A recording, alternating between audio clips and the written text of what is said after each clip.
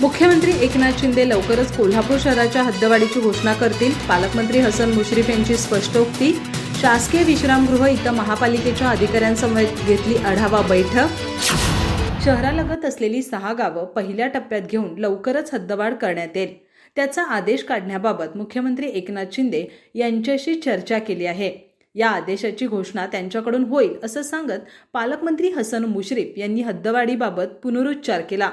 Cross कनेक्शनचं काम गतीनं पूर्ण करून 10 जानेवारीपासून पूर्ण शहराला थेट पाईपलाईनचा पाणी पुरवठा करण्याचं नियोजन असल्याचं त्यांनी सांगितलं. मुश्रीफ यांनी शहरातील पायाभूत सुविधांसह विविध विकास कामांचा आढावा शासकीय विश्रामगृह इथं महापालिकेच्या अधिकाऱ्यांसमवेतच्या बैठकीत घेतला. यावेळी आयुक्त के मंजुलक्ष्मी, अतिरिक्त आयुक्त रविकांत आडसूळ, केशव जाधव, सहाय्यक आयुक्त संजय सरनाईक, शहर अभियंता हर्षजित घाटगे, जल अभियंता नेत्रदीप सरनोबत आदी उपस्थित होते. त्यानंतर त्यांनी पत्रकारांशी संवाद साधला. मुश्रीफ म्हणाले, महापालिका रस्ते, पाणी, बस आदी सुविधा या शहराजवळील 6 गावांना देत आहे. त्यामुळे हद्दवाढ झाली तरच त्यांचा महापालिकेवर भार पडणार नाही. या गावांशिवाय हद्दवाढीत प्रस्तावित असलेल्या इतर गावांबाबत निर्णय लोकसभा विधानसभा निवडणुकीनंतर होईल.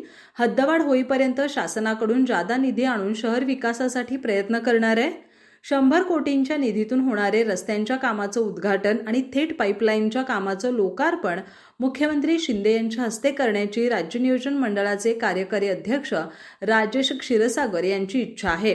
या रस्त्यांच्या कामाची ऑर्डर निघाली आहे. खड्डेमय खराब रस्त्यांबाबत नागरिकांमध्ये संतप्त भावना आहेत. त्यामुळे रस्त्यांच्या कामाची सुरुवात लवकर होणं आवश्यक आहे.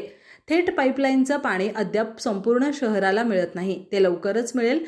त्यानंतर रस्त्यांच्या कामाचं उद्घाटन आणि थेट पाईपलाईनच्या लोकार्पणाचा संयुक्त कार्यक्रम मुख्यमंत्र्यांच्या हस्ते घेण्याबाबत क्षीरसागर यांच्याशी चर्चा करणार असल्याचं मंत्री मुश्रीफ यांनी सांगितलं.